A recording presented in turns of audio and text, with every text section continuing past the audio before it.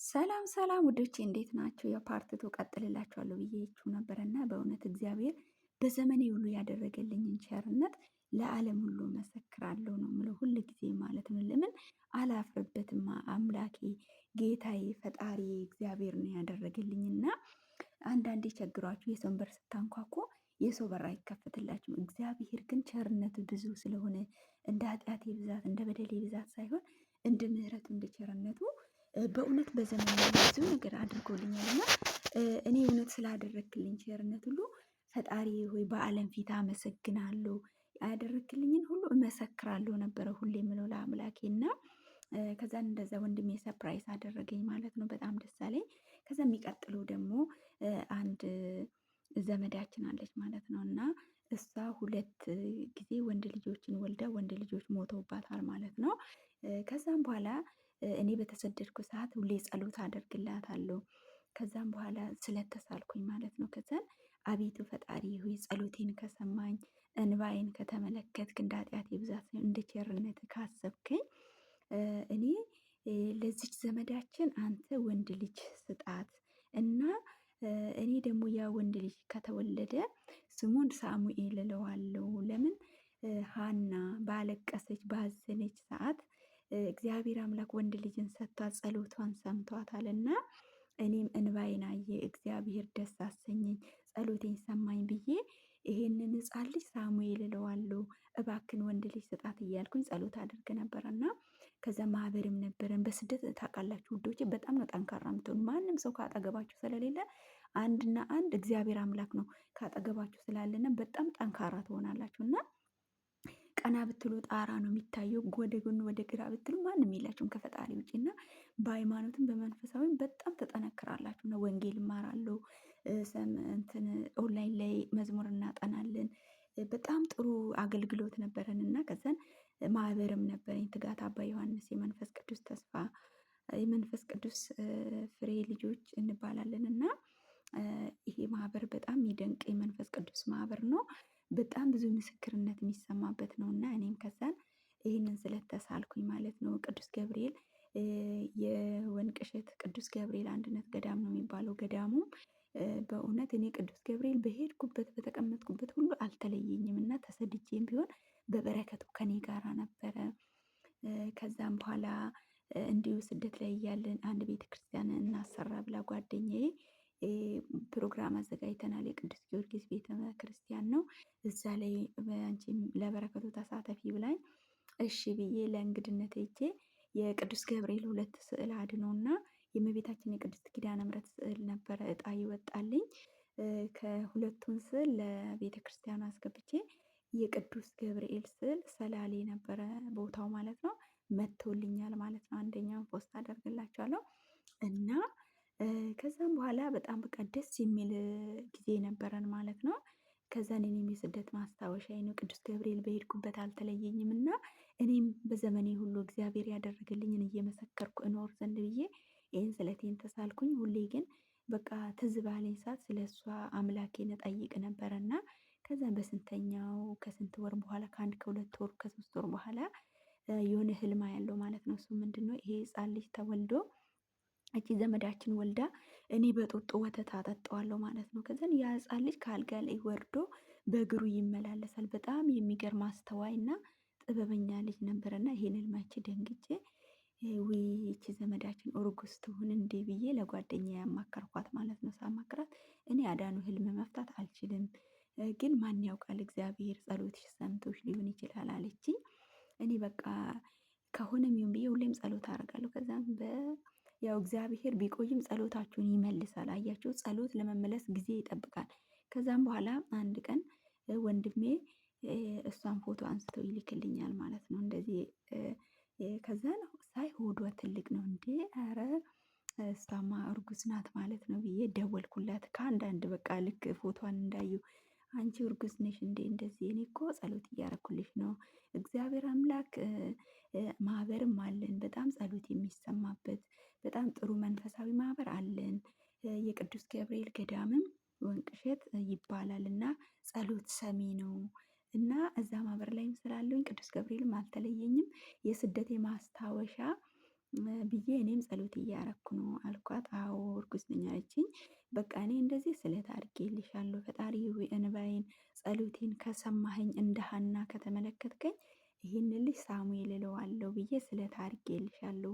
አልትራሳውንድ ታይተሻል አልኳት። አይ አልታየውም አለች። በቃ ይሄ ህፃኑ እስከሚወለድ ድረስ እኔ እንደዚህ ስለት አድርጌያለሁ። ህፃኑ የተወለደ ጊዜ ሴት ከሆነ እሰየው፣ ወንድም ከሆነ ይኸው ስሙን እሰይማለሁ ብዬ ቻው አልኳት ማለት ነው። እሷ 9 ወር ሞላ።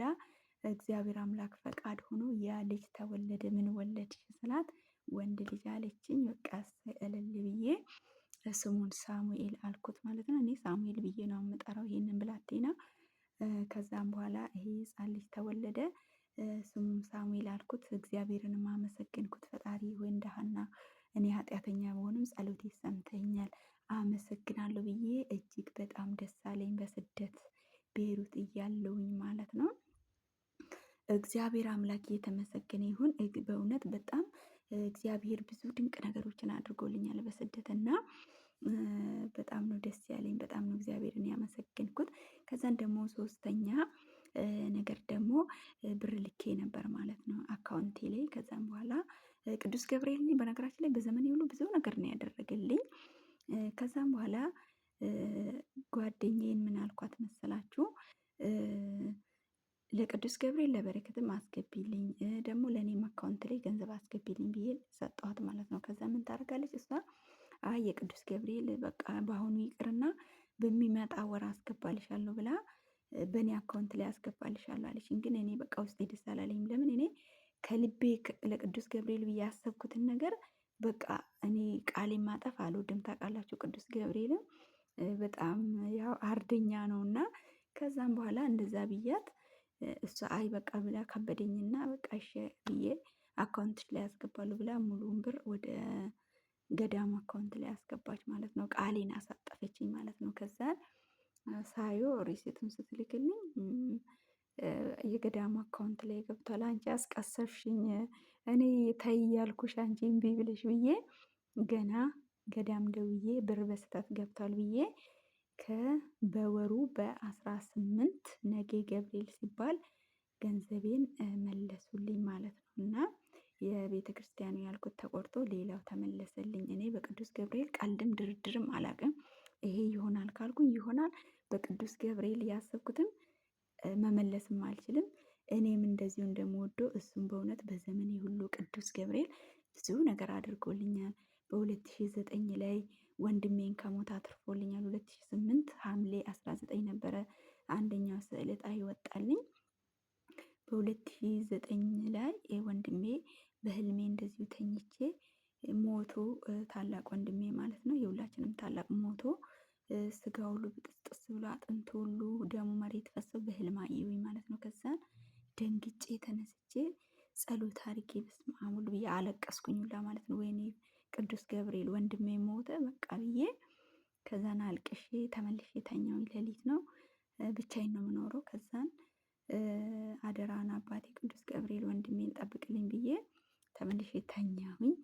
ስዕሉን እንደዚህ ዳብሼ ፊቴን እንደዚህ ቀብቼ እባክን የወንድሜ ሞት አታሰማኝ ብዬ በ2009 ሌሊት ላይ በዛን ሌሊት መኪና 5 ጊዜ ተገለባብጦ ይሄን ቪዲዮ የምታዩ የሰፈሬ ልጆች ታውቁታላችሁ። ኬላ ላይ ነው የወደቀው። የቤት መኪና ናት። 5 ጊዜ መኪናው ተገለባብጦ ወንድሜ አንድ እጅ ጭረት ደም እንደዚህ ሳትፈስ እሱ በጤና ወጣልኝ። ጠዋት 5 ሰዓት ተደውሎልኝ አዳኑ ነይ ወንድምሽ መኪና አደጋ አጋጥሞታል፣ ግን እሱ ምንም አልሆንም ተባልኩኝ።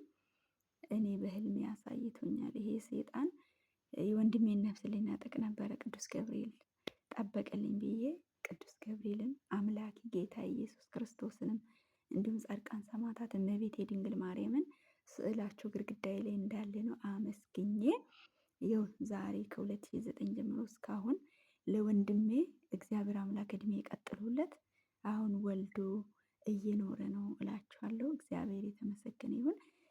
እኔ ጻድቅ ሆኜ ሳይሆን እስከነ ኃጢአቴ እግዚአብሔር በዘመኔ ሁሉ ግርማዬ፣ ሞገሴ፣ መመካዬ፣ ኃይሌ፣ ክብሬ ሁሉ ነገሬ ነውና ብዙ ነገርን አድርጎልኛል። በእውነት እኔ እግዚአብሔር ያደረገልኝ ሁሉ በዘመኔ ውስጥ እጹብ ድንቅ ነው። ከዛን እንደዛ ያ ህፃንም ተወለደ። በጣም ደስ አለኝ። ከዛም በኋላ ሌላኛው ጊዜ ደግሞ እንደዚሁ ገንዘብ ላኩኝ ማለት ነው። ወደ አገሬ ገንዘብ ልኬ ከዛም በኋላ አካውንቴ ላይ ልኬ ገንዘብ 10,000 ብር ነው እና አልደረሰም ተባልኩኝ ማለት ነው። ከዛም በኋላ እንዴት ነው የማይደርሰው ብዬ አጎቴ ላይ ነበር ገንዘብ ምልኮ ሄዶ 3 ጊዜ ሄዶ ተመላልሶ አየ አካውንት ላይ ሲታይ ገንዘቡ የለም ነው የሚለው። ከዛን ለቅዱስ ገብርኤል ደግሞ እንደነገርኳችሁ ለሱ ለብቻ ነው በረከት የምናስገባው ማህበር ስላለን በማህበር ብዙ በጎ አድራጎትን ይሄ ማህበር ይሰራል ማለት ነው እና ቤተክርስቲያን ይሰራል። ይሄ ትጋት አባ ዮሐንስ የመንፈስ ቅዱስ ፍሬዎች የሚባል ማህበር እንዲሁም ደግሞ በኮሮና ጊዜ ራሱ ብዙ ለጎዳና ተዳዳሪዎች እስከ 500,000 ብር እንዲሁም ሌሎች ብዙ ስራዎችን ይሰራሉ። የማህበራችን ዋና መሪ አባታችን አባ ዮሐንስ ተስፋ ማርያም ማለት ነው። ብዙ አብያተ ቤተክርስቲያናቶችን ሰርቷል። እኛ ከሳቸው ስር ሆነን ሁሉም ሰው የሚችለውን አድርጎ እግዚአብሔር የተመሰገነ ይሁን ብዙ በረከቶች እየሰራ ነው ይሄ ማህበር እስካሁን ድረስ ማለት ነው። እና ከዛም በኋላ ለቅዱስ ገብርኤል የሚሆነውን እኔ በቃ ቅዱስ ገብርኤልን በጣም ነው የምወደው። በሄድኩበት ሁሉ አይለየኝም። መከታዬ ነው፣ በረከቴም ነው፣ ረዳቴም ነው፣ የሀዘኔ መሻገሪያ ነው። ከዛን የ10,000 ብር ለሱ ለቤተ ክርስቲያን ለቅዱስ ገብርኤልም ለእኔም ላኪልኝ አልኳት። ከዛ ለእኔም አስገብታ የኔ ጠፍቷል ያው የማህበሩን አስገብቻለሁ። ከዛን እንደ ቅዱስ ገብርኤል እንደ ሰው ነው በቃ ማወራው እና እኔ ያው ያንተ ያልኩትን እኔ ላንተ አስገብቻለሁ። የኔ ገንዘብ ይጥፋ የኔን ገንዘብ ማን ነው ታዲያ የሚጠብቅልኝ አንተ ገንዘቤን ካልጠበቅልኝ ብዬ በጣም ሀዘን ተሰማኝ። በቃ ከዛም በኋላ 1 ወር ሊሆነው ነው ይሄ ገንዘብ ጠፋ ከተባለ ያ የላክልኝ ልጅ ጋር ደወልኩና እባክን እንደገና ሂድና ቼክ አድርግልኝ ገንዘቤ እኮ አልገባም አካውንቴ ላይ አልኩት ማለት ነው። ከዛም በኋላ ከእሱ ሄዶ ቼክ አስደርጎ ይሄም በመቼ ነው የሚሆነው? በ18 ማታ ማለት ነው። እኔ በቅዱስ ገብርኤል ቀን ካዘንኩኝ እደሰታለሁ፣ ከተራብኩኝ እጠግባለሁ፣ ሀዘን ላይ ከነበርኩኝ የምስራች እሰማለሁ። ለእኔ ሲጀምር ነገ 19 ከሆነ በ18 እኔ ነፍሴ ትደሰታለች። በቃ ለእኔ ቅዱስ ገብርኤል የተለየ ነው እና በሁሉ ነገሬ በቅዱስ ገብርኤል ጋር የተያያዘ ነው። እግዚአብሔር አምላክ የተመሰገነ ይሁን። በዘመኔ ሁሉ ይጠብቀኝ ይረዳኝ ዘንድ መንገዴን ያቀናልኝ ዘንድ ቅዱስ ገብርኤልን እግዚአብሔር አምላክ ሰጥቶኛል። ልክ አባታችን ቅዱስ ያዕቆብን በመንገዱ ሁሉ ይመራውና ይጠብቀው እንደነበረ የእግዚአብሔር መልአክ ከሱ ጋር ነበረ። እኔም በመንገዴ ሁሉ የጠበቀኝ የባረከኝ መልአክ እናንተን የሚባርካችሁ ብሎ ነው የዮሴፍን ልጆች ቅዱስ ያዕቆብ የባረከውና ከዛም በኋላ በ18 በቃ እንዲህ ቤተሰብ ጋር ልደውል ብዬ ተነስቼ ደወልኩኝ። ልጁም ቼክ አስደረገ። ከዛም በኋላ ከባንክ ቤት አጎቴ ላይ ደውሎ ገንዘቡና አስተካክል አካውንት ላይ አስሞላ ተባለ። አጎቴም ሄደ። በመቼ በ18 ማታ ደወልኩኝ። እኔ በ18 ነገ 19 ነው። ከዛ ምን አልኩኝ መጀመሪያ ስልክ ሳልደውልም በፊት እኔ ቅዱስ ገብርኤል በዕለተ ቀን እንዴት አዝኜ እውላለሁ አንተ እያለ እኔ በንጽህና ሰርቼ ያገኘሁትን ገንዘብ እንኳን 10,000 ብር አይደለም 1 ብር ማን ይሰጠኛል? ካልሰረኩኝ ካላጭበረበርኩኝ በስተቀር በንጽህና ከሆነ እኔ የሰውን ገንዘብ ስሙን እንድታልፍብኝ አልፈልግም። የሰውንም ገንዘብ አልፈልግም። የኔም እንዲጠፋ አልፈልግም። እቺ 1 ብር ማን ይሰጠኛል? ቅዱስ ገብርኤል አንተ ገንዘብ የማትጠብቅልኝ ከሆነ እንዴት ይሆናል ብዬ እባክን በዕለተ ቀን አስደስተኝ ብዬ እንግዲህ ከዛ ማታ ቤት ስደውል አዳኑ እንኳን ደስ አለሽ በ18 ገንዘብሽ ተመልሶልሻል ተባልኩኝ ማለት ነው። ከዛ ነገ 19 ነው። ይሄንም ያደረገ ቅዱስ ገብርኤል ነው። ሰምቶኛል አባቴ ብዬ አመሰገንኩኝ እላችኋለሁ ውዶቼ። በእውነት እግዚአብሔር አምላክ ብዙ ብዙ ከዚህ በላይ ተቆጥሮ የማያልቅ በረከቶችን ቸርነትን በስደቴ ሁሉ አድርጎልኛል እና ፓርት 3 የመጨረሻ አጠቃልልላችኋለሁ።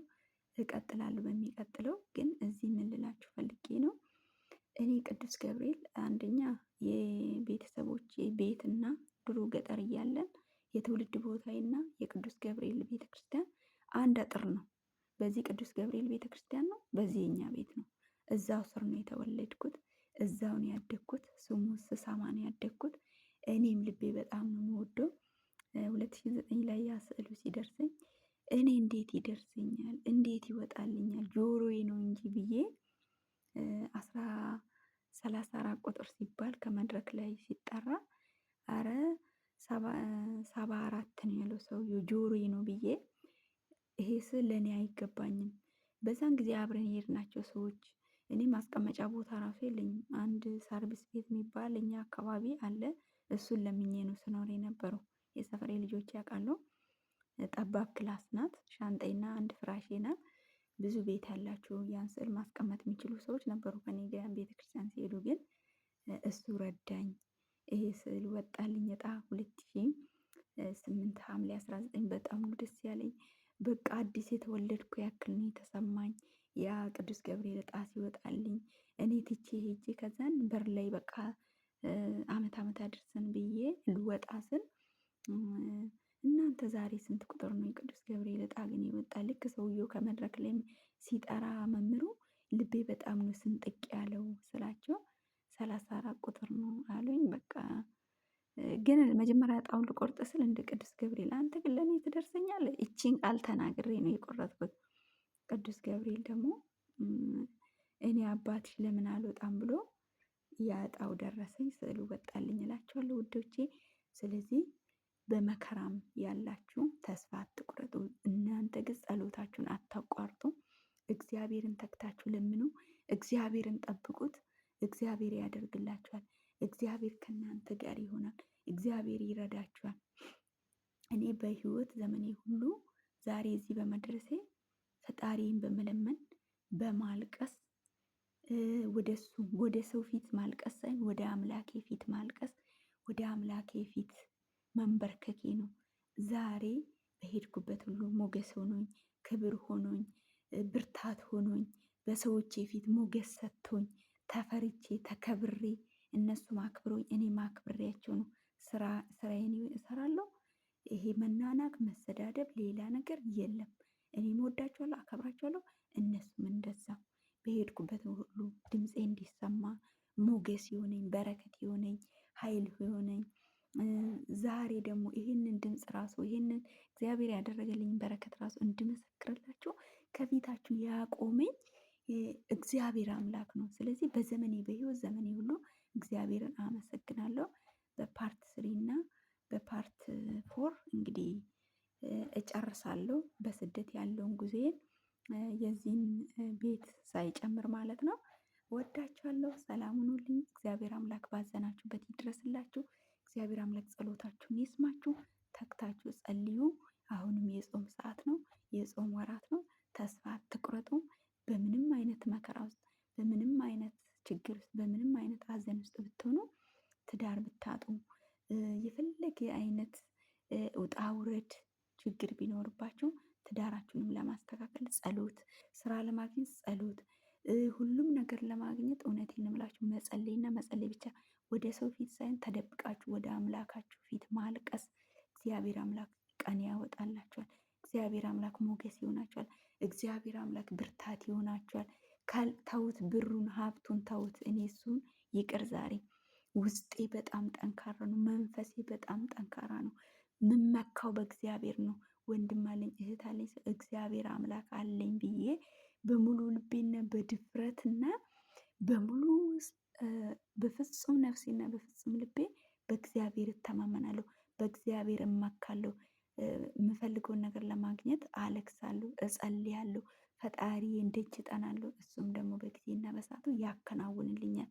በዘመኔ ሁሉ ከተወለድኩት ራሴን ካወቅኩ ጀምሮ እስካሁን ግርማዬ፣ ሞገሴ፣ ሀብቴ፣ ክብሬ በጠራውበት ሰዓት አቤት የሚለኝ ብዙ መከራዎችን፣ ብዙ አዘናቶችን፣ ብዙ መከዳትን ሁሉም ነገር አሳልፎ እግዚአብሔር ዛሬ ለምስጋና ለበረከት አቁሞኛል። ከዛሬ ከ5 ዓመት በፊት እና ከዛ በላይ ከዛሬ 2009 ከዛም በፊትም የነበረኝ ብዙ ታሪኮች አሉኝ እና እግዚአብሔር ብዙ ነገርን አድርጎልኛል። በዚህ ዓመታት በዚህ ህይወት ዘመኔ ውስጥ ግን ብዙ አዘናቶች፣ ብዙ ለቅሶ፣ ብዙ ስብራት ነገርኳቸው። ህልም ጥሩ ህልም እስከ መናፈቅ ደረጃ ብዙ ነገራቶችን በእውነት ለመናገር አሳልፌያለሁ። ግን ከእግዚአብሔር ጋር በቃ እኔ አልችልም፣ ፈጣሪ ሆይ አንተ ይሄንን ነገር በቃ አስተወኝ፣ ይሄንን ነገር አንተ በቃ በለኝ ብዬ ወደ እሱ በማልቀስ እግዚአብሔር ዛሬ ይሄንን ድምፅ ለእናንተ እንድናገር እግዚአብሔር ነው ያቆመኝ። ይሄ ሪከርድ ይሄ ድምፄ ደግሞ እግዚአብሔር አምላክ ለእኔ የልጆቼም ሳይቀር የልጅ ልጆቼም ሳይቀር ይሄ ድምፄ ለእነሱ ይቀመጣል። ለምን? እግዚአብሔር ያደረገልኝ ቸርነት ነው። ሐሰት አይደለም ማውራው፣ እውነት ነው። እግዚአብሔር ለእኔ ግርማይ ነው፣ ሞገሴ ነው። እኔ ትላንትና ማንም ሰው የማያኝ ሰው ነበርኩኝ። እግዚአብሔር አምላክ ግን ሞገስ ሆነኝ። እግዚአብሔር አምላክ ይሁን በፎሎወሮች የምትሆኑ ከኔ ስር ያላችሁ ይሄንን ተአምር እንድትሰሙ እግዚአብሔር አምላክ ፈቀደላችሁ። እኔ ግርማዬ ሞገሴ ሁሉ ነገሬ እግዚአብሔር አምላክ ነው። ልቤ በእግዚአብሔር የጸና ነው። ልቤ በእግዚአብሔር ጸና አለቻና ማለት ነው። እውነቴን ነው። በመከራዬ በሐዘኔ ሰዓት እግዚአብሔርን እጠብቃለሁ። ብዙ የልብ ስብራቶች፣ ብዙ ሐዘናቶች ቢመጡም እግዚአብሔር ግን አቁሞኛል፣ ለዛሬ አድርሶኛል እና እግዚአብሔር ይመስገንና በርቱ፣ ጠንክሩ እላችኋለሁ ውዶቼ። እወዳችኋለሁ። ጠንክሩ፣ በርቱ። ይሄ እኔ የምመሰክረው ምስክር ለአንድ ሰው ትምህርት ከሆነ አንድ ሰው እግዚአብሔርን ከማንም በላይ ብቻዬን ነኝ ማንም ከጎኔ የለኝም ብሎ ለሚያዝን ሰው ብርታት ከሆነ እግዚአብሔርን ተስፋ እንዲያደርገው አንድ ሰው በብርታት ከቆመ እኔ ፈጣሪን አመሰግናለሁ። ለምን ብትሉ እህትም እናትም ወንድም ካጠገባችሁ ሆናችሁ የልባችሁን ስብራት የሚጠግን የሰማይ አምላክ እግዚአብሔር ነው። እናንተ ራሳችሁ ላትጠግኑ ትችላላችሁ ስብራታችሁ። እግዚአብሔር አምላክ ግን ይጠግናል፣ አዲስ ሰው ያደርጋል፣ ብርታትን ይሰጣል እና በፓርት ስሪ ደግሞ እንግዲህ ቀጥልላችኋለሁ። ዩቱቤ ላይ ይጭናለሁ። ለምን? ለእኔ ማስታወሻዬ ነው። እግዚአብሔር በዘመኔ ሁሉ አድርጎልኛል። ይሄንን ያደረገልኝን ሁሉ በረከት ደግሞ በህይወት ዘመኔ ነፍሴ ከስጋዬ እስከምትለይ ድረስ ደግሞ ፈቃዱ ከሆነ ማስታወስበትን ነገር ደግሞ አዘጋጅቻለሁ። እሱን ደግሞ እነግራችኋለሁ በሚቀጥለው። እወዳችኋለሁ። ሰላም ሁኑልኝ ባይ